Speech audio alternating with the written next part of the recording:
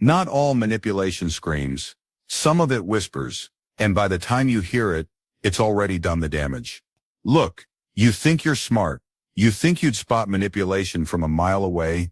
Gaslighting, please, love bombing, child's play, guilt trips. You've got that radar locked and loaded. But here's what's going to mess with your head today. The most dangerous manipulators, they don't use the obvious stuff. They don't need to. They've got something far more powerful. They've got your blind spots, and they know exactly how to exploit them. Right now, as I'm talking to you, there are people in your life using tactics so subtle, so sophisticated, that you're being controlled without even knowing it. You walk away from conversations feeling off. Something's wrong, but you can't put your finger on it.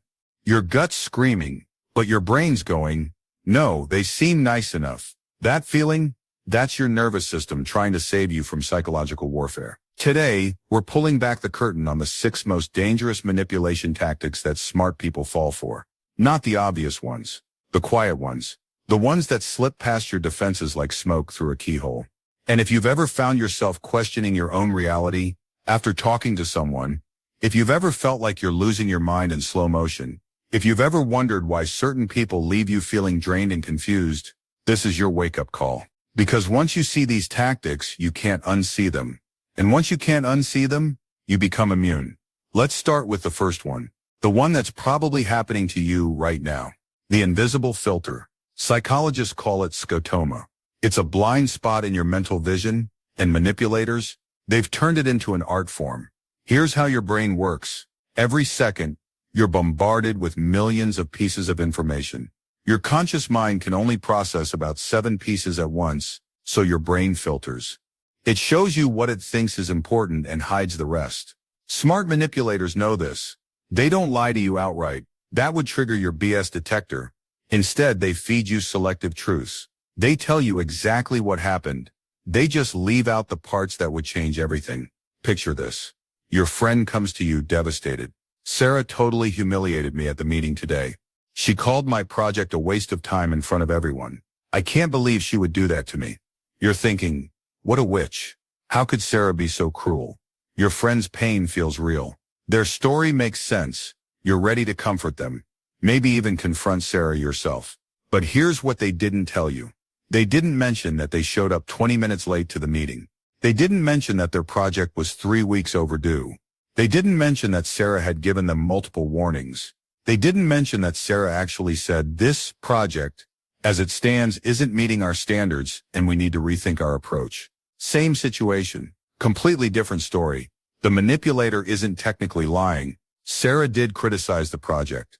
It was in front of people. But by controlling what information you receive, they've controlled your entire perception of reality. This is scotoma manipulation. You're not seeing the full picture because you don't know there's more picture to see. You're making decisions based on incomplete data, and the manipulator knows it. The scariest part? You feel like you're being a good friend. You feel like you're seeing clearly. You have no idea that your vision has been surgically altered. But it gets worse, much worse. The second tactic is what I call the chameleon play. It's based on something psychologists call balance theory, and it's probably the most insidious form of manipulation you'll ever encounter. Here's the thing about humans. We want to like people who are like us. We want to agree with people we like. Our brains are wired for consistency. If I like you and you believe something, my brain wants to believe it too. It's automatic. It's unconscious. And it's exactly what sophisticated manipulators exploit. The chameleon manipulator doesn't try to convince you of anything at first. They don't push their agenda. Instead, they become your mirror. They study you like a scientist.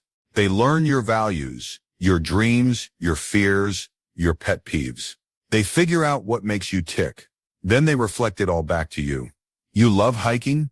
Suddenly they're passionate about nature. You're worried about climate change? They're environmental activists.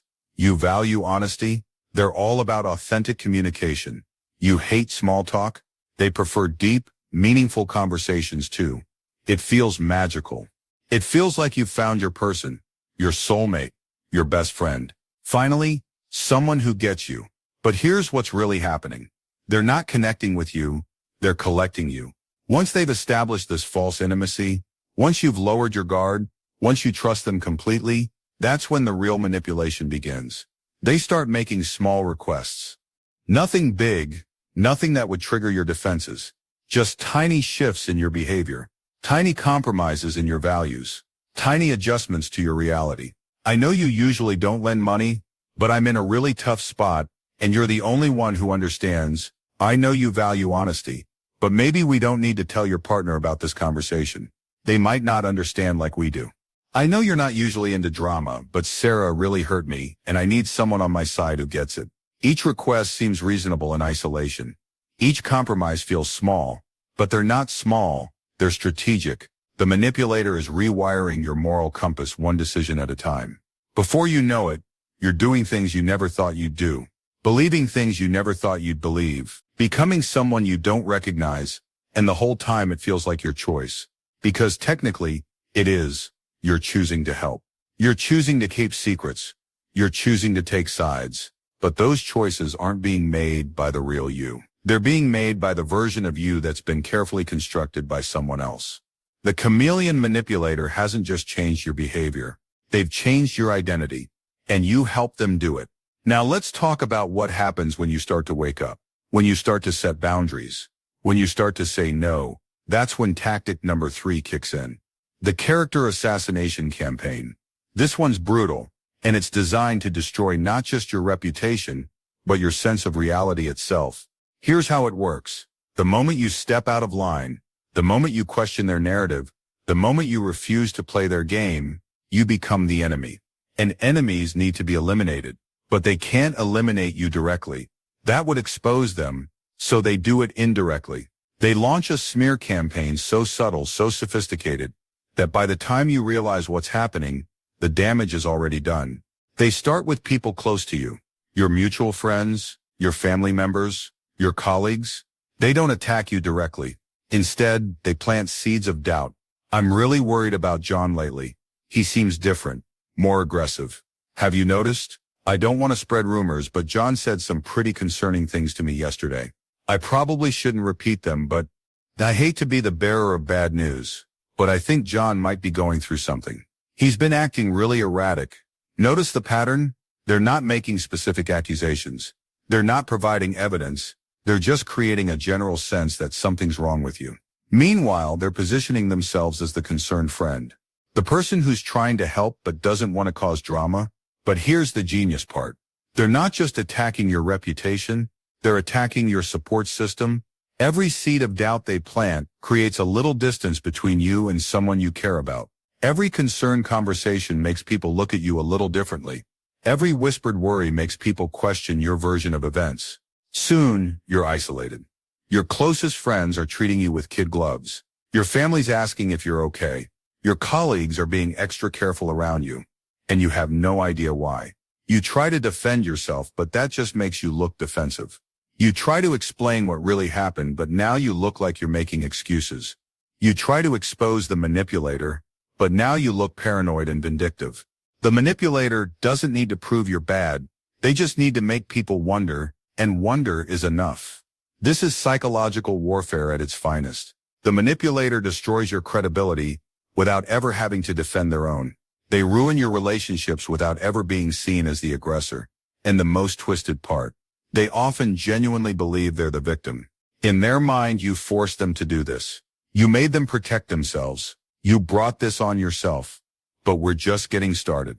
Because tactic number 4 is where things get really sick. The fake vulnerability trap.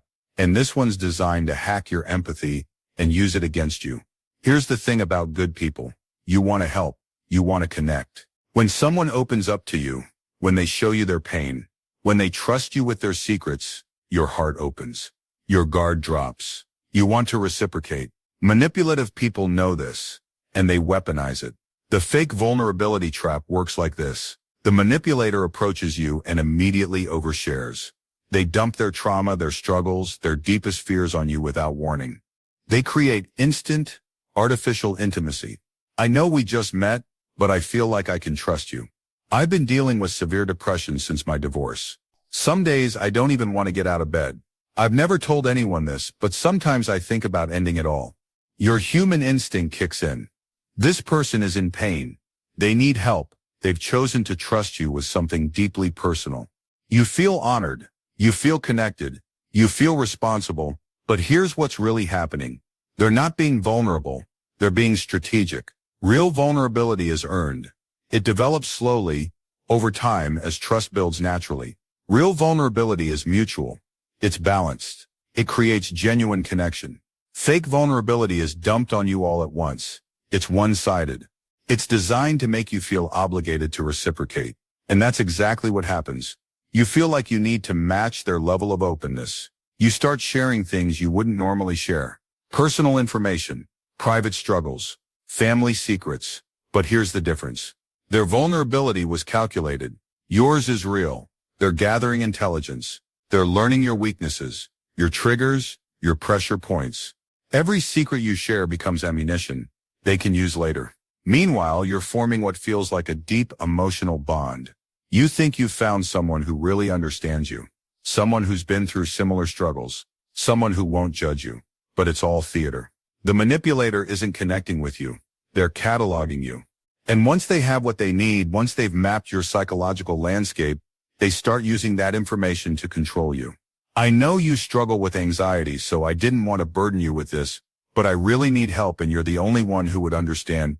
Remember when you told me about your family issues? I'm going through something similar, and I need someone who gets it.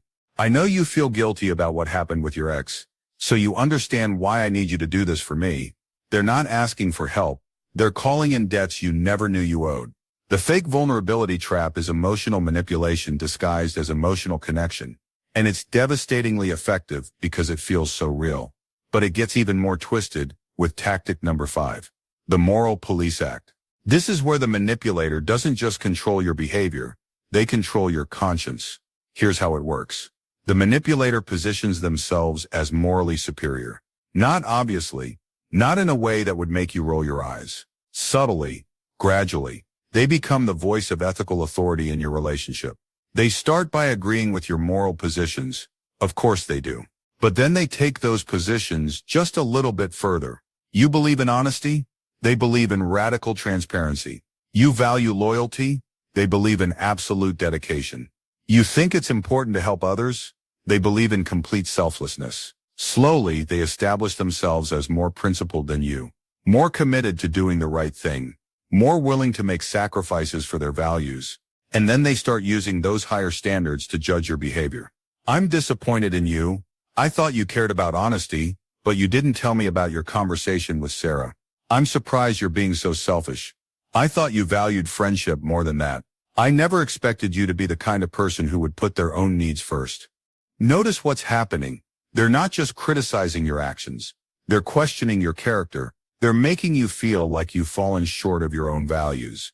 And because they position themselves as the moral authority, you start to believe them. You start to doubt yourself. You start to think maybe you really are being dishonest, or selfish, or disloyal. So you try harder. You overcompensate. You start policing your own behavior to meet their impossible standards. But here's the sick twist. The standards aren't consistent. They change based on what the manipulator wants from you. When they want you to keep a secret, suddenly privacy becomes a virtue. When they want you to break a promise, suddenly flexibility becomes important. When they want you to lie for them, suddenly protecting someone's feelings becomes the highest good. You're not following moral principles. You're following their agenda. But they've convinced you it's the same thing.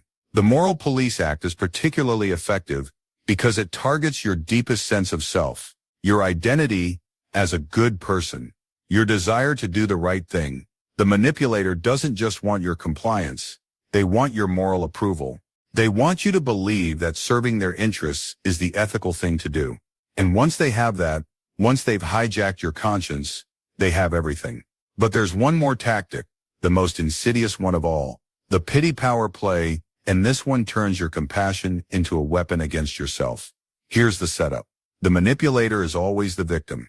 No matter what happens, no matter who gets hurt, no matter how much damage they cause, they're always the one who's suffering most. Lost their job? The boss had it out for them.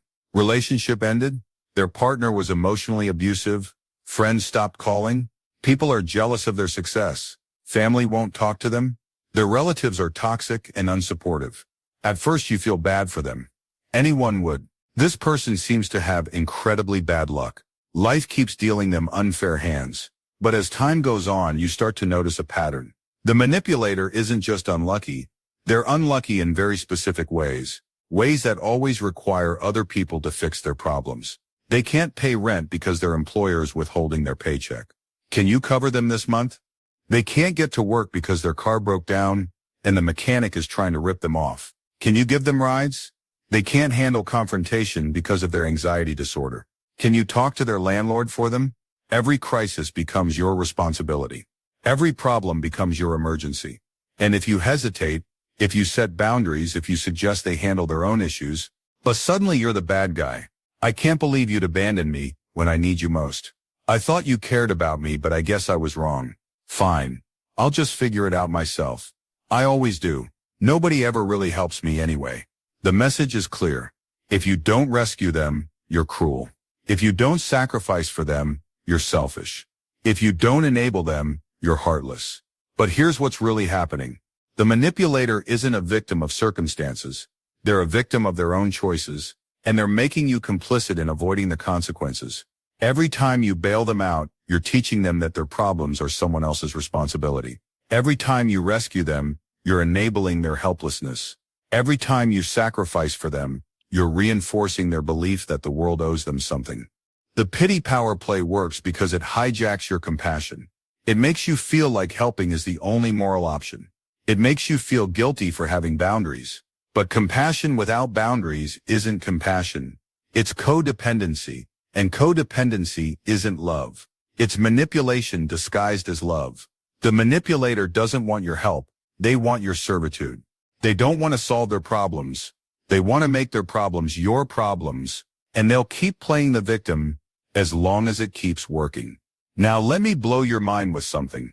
All 6 of these tactics have something in common. They all target the same psychological vulnerability, your need to be a good person. The scotoma manipulation works because you want to be a supportive friend. The chameleon tactic works because you want to connect authentically. The character assassination campaign works because you want to defend yourself without becoming the aggressor. The fake vulnerability trap works because you want to reciprocate emotional openness. The moral police act works because you want to live up to your values. The pity power play works because you want to be compassionate. Every single one of these tactics exploits your desire to do the right thing. They turn your strengths into weaknesses. They make your virtues into vulnerabilities, and that's why they're so damn effective. The manipulator isn't appealing to your selfishness. They're appealing to your selflessness. They're not triggering your worst impulses. They're hijacking your best ones. This is why good people fall for manipulation. This is why smart people get fooled. This is why strong people get controlled. It's not because you're weak or stupid or naive. It's because you're human. It's because you care. It's because you want to believe the best in people. But here's what the manipulators don't want you to know. Here's what they're terrified you'll figure out. Once you see the game, you can refuse to play it. Once you recognize these tactics, they lose their power. Once you understand how manipulation works, it stops working on you. Not because you become cynical. Not because you stop caring. Not because you build walls around your heart. But because you learn the difference between genuine connection and strategic manipulation. You learn the difference between healthy vulnerability and emotional blackmail. You learn the difference between moral guidance and moral control. You learn to trust your gut when something feels off. You learn to ask for the information that's being withheld. You learn to spot the red flags that your brain wants to ignore. You learn that real friends don't need to manipulate you into caring about them. That real vulnerability doesn't come with strings attached. That real moral authority doesn't need to tear you down to build itself up. You learn that compassion has boundaries. That helping has limits. That being a good person doesn't mean being an easy target. Most importantly, you learn that saying no to manipulation isn't cruel. It's necessary. You learn that protecting yourself from psychological abuse isn't selfish. It's survival. Because here's the truth, they don't want you to know. You don't owe anyone your mental health. You don't owe anyone your peace of mind. You don't owe anyone your sense of reality. You have the right to think clearly. You have the right to feel safe. You have the right to be treated with respect. And you have the right to walk away from anyone who tries to take those rights away from you. The manipulators in your life are counting on your silence. They're counting on your confusion. They're counting on your desire to keep the peace. They're counting on you not seeing what they're doing. But now you see it.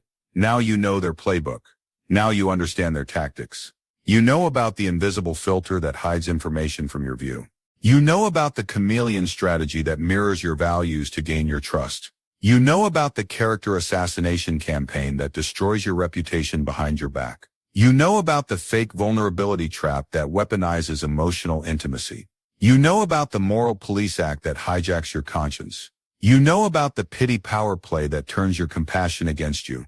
And knowledge is power. Not just any power. The power to protect yourself. The power to trust your instincts.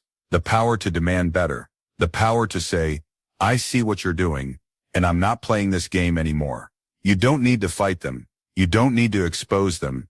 You don't need to win some epic battle. You just need to stop participating in your own manipulation. You just need to see what's really happening. Because the most effective manipulation happens in darkness, in confusion, in that gray area where you're not quite sure what's real, but you've just turned on the lights. You've cleared the fog. You've stepped out of the gray area and into clarity. And from here, you can see everything. The choice is yours. You can go back to playing their games, knowing what you know. You can pretend you don't see the manipulation, even though you do. Or you can use this knowledge. You can trust your instincts.